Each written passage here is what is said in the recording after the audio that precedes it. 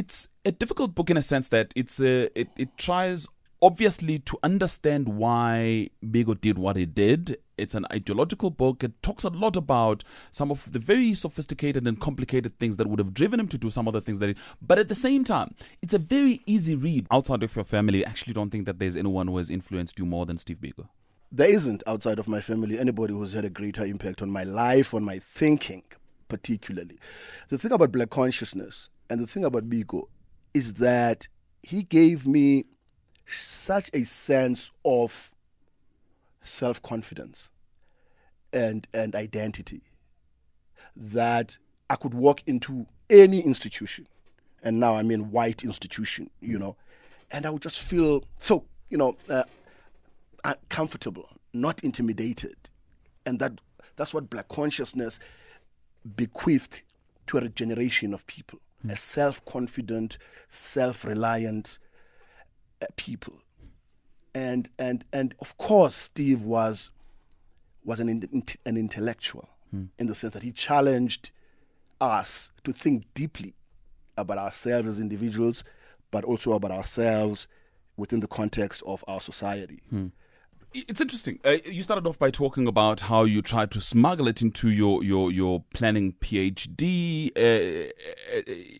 talking about development. Because again, there are certain different interpretations of what Black consciousness would have meant. Specifically, let's look at some of the projects that he undertook after he was banished, after he went back from Durban back to the Eastern Cape. Those programs, there are contestations about whether they were simply developmental programs or were they politically charged, so to speak. Steve had a basic idea about those projects, and I interviewed a lot of people when writing this book, some of whom were in the Black community programs. Yeah, what he did, which is quite nuanced in a way, within also a very repressive context, was to say, look, in order to give our people a sense of courage and confidence over time, let us invest in them. So let us have assets that they can actually own in the community, whether it's in farming or it's a health clinic or it's a school, whatever. But let us have things that they can begin to own. And once they own those things, then they're going to develop a sense of ownership, right? And then they're going to be courageous enough to say, we will defend these things. And that's how political consciousness, right, develops over time. Now, interestingly, I mean, this particular approach to politics is, you've seen this in Eastern Europe, you've seen it in the United States, you've seen it in India, you've seen it everywhere. But this idea that once you give people a sense of ownership, a stake in society, they are likely to develop that kind of political. So these were political programs. It was, of course. And what's interesting also about it is that, of course, these projects were run by people from across the political spectrum. So you would have people whose background was in the ANC. You would have people whose background was in the PAC, the Unity Movement, and people who were just coming into politics. So they united people in a very, very powerful way. I know in my own little township, which is also where Steve is from, what it did to a group of young men who were literally abotuts, ekasi, right? And these guys were turned around by Steve. They used to call themselves the Cubans. Yeah. And they used to call him Castro. And they were turned into activists who actually defended him when the police came around. And they would create a decoy.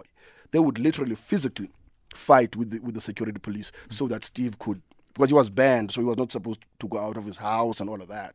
But he always broke those banning orders. He had this attitude that he would never succumb to those kinds of restrictions, which is ultimately what led to his death. But we can talk about that later. Sure, we will. But just talking about these programs as well, because it's quite interesting. You talk about the one about Tsotsi, but on the other hand, there's an old lady that you interviewed about the bid work, who says, even I as Ikaba, but he brought me into this business so that I can also get some sort of consciousness around these issues. Well, that's what he did. In the Eastern Cape, there's a village called Njwaka. It's deep rural, and I went there to interview people. And there is this sense of longing, if you like, and this powerful memory of this young man who, was educated, but who came down and worked with people. And these were, as you say, basically people who barely had any schooling, but they had this relationship, this of comradeship and equality with Steve. He worked in my township with the old ladies, with my mother and the teachers and the nurses. He revived, for example, a crash, right? A community crash, because he realized that many people couldn't participate in his projects, couldn't go and find jobs because they had to take care of their kids. So he revived the Ginsberg crash. But that project ultimately led to people now, his parents, his mother's friends, right, to actually now come into the movement. When his mother was concerned about her son getting into politics, these were the people who would say, and they were church people, they would say, Mamcete, his mother was called Mamcete, what did Jesus come to this earth for, right? And so if you can understand why Jesus came to this earth, then you should be able to understand what your son is doing. And because she was a deeply religious woman, she could understand that parallel. So you found a community that coalesced around him and really, really defended him. And that happened in all these communities that he worked, whether it was in Durban or in the Eastern Cape. And I'm continuously hearing stories of how Steve touched so many people over that period. Let me just go back. There's a point where, just towards the end of the book, where and I'm going to quote here, because you start talking about these questions that people raise. You say, people say, what would Biko have done if he was still alive? Or would things have turned out this way if Steve Biko was alive? You go on to say, I used to get irritated by these questions because they were impossible to answer. How can anyone really know how a dead person might have turned out? Now, it's quite interesting because this may very well be at the heart then of the book, trying to answer some of the questions. What would have happened if he was alive? The biography as a genre is not just about the past. It is really also about the present. It is in a way an engagement with the past in order to make sense of the present. And I used to be irritated, as you say, because how can I possibly know how Steve would turn out? And but then people wouldn't raise the question. If it didn't matter, if it didn't mean anything to them. So I had to sort of turn around on that question, because it then really meant that it was an expression of a deep anxiety that exists in our society today around issues of leadership and its connection to communities. I just told you a story of how Steve, day in, day out, was actually at the grassroots working with people on a daily basis. So there's been that separation of the black elite, of the political elite from the communities. And so I think when people ask that question, I think there's a yearning for that connection. The assumption that is made, and I thought about it actually, it's quite interesting. The assumption that is made is that he probably would be playing a national role in this country. But if you look at his peers, look for instance at Bane Pityana and where he is in this society, is it possible that he could also have been relegated, sidelined somehow? Again, it depends on whether you answer the question literally or figuratively. Of course, literally you can't answer it, right? Sure. Because he's not around. Yeah. Figuratively, then you project what your own wishes would be, right? And one of the ways I answer this question is that the assumption in the question is that things would have turned out the way they did. In other words, you would have had the kind of transition that we had. You would have had, that the black consciousness movement would have disappeared. That the ANC would have come back in the manner that it did. Perhaps that's not what would have happened if Steve had stayed and survived and kept the black consciousness movement alive. Hey, you know what? Maybe some of us might have had a future in politics. Right at the beginning of the book, you talk a lot about the frontier wars, the history of the San, the Khoi, the Xhosas, and so on. You talk about Nzigana, Makana, Tiosoga, John Tego, Jabavu, and others. And the issue is, it really is about the history of the Xhosas. What is the link then between that and Steve Biko? That's a great question, Golan.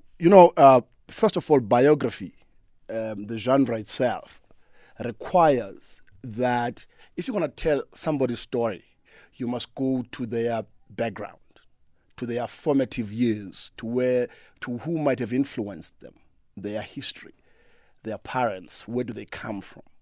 So inevitably, you have to go to the fact that Steve's parents come from a particular area called the Eastern Cape, in a place called Kakadu in Lady Frere, and you have to bring that life into the story, that history into the story. That's just a methodological thing that's required of any biography. In fact, if you pick up Kgalema Motlante's biography now, the first chapter is called His Ancestral Roots. Okay? That's just a methodological thing. Now, the issue that this is a tribal thing, right? I'm going to read you just one sentence in the book, which shows how deceptive and mischievous that allegation is. I say, I open the book, okay, by saying Steve Biko was as much a product of South Africa's multi-ethnic heritage as he was a child of the Xhosa people. That's what I open the book with. In other words, what I do is I say, okay, there's a particular history in this country, right? That history starts with the arrival of whites in the Cape, okay, and their destruction of the Khoi and the San people. I go into length about that, and how they move then into the interior. And as they move into the interior, right, moving eastwards, right, they run into Xhosas who are moving westwards, right? And there's the very first encounter with whites and the very first colonial battles, right, took place between these people. And these were people in the Eastern Cape. Sure. So you have to write the history of Nzigana and Makoma and how they resisted. But does he acknowledge? And by the way, Steve Biko, in his book, I Write What I Like, specifically says we must write the history of Hintsa. We must write the history of all these people who resisted what he calls the white invaders. He possibly does, but does he acknowledge that at any point he may have been influenced by Hintsa, by Nzigana, by Makana, Tiosoga, and others? Read his chapter in I Write What I Like, called On Some African Cultural Concepts. It's probably my best chapter in that book. And he's talking about the influence of that history on him, of African, people's history. And he writes about the Hintsa and Shaka and Mushesh and all these people, that we have to start there. Now, as a biographer, remember Steve is not writing his biography, okay? And he did not live long enough to write his own biography. So I'm writing his biography. Yeah. So I have to go to the fact that he grew up in a particular area. And in Ginsberg, where he grew up, right, the PAC was very strong there. And you can never explain Steve's politics without understanding the impact of his brother, who was a leader of the PAC in Ginsberg. And you can't say because I discussed that influencing the Eastern Cape, therefore it's a tribal story.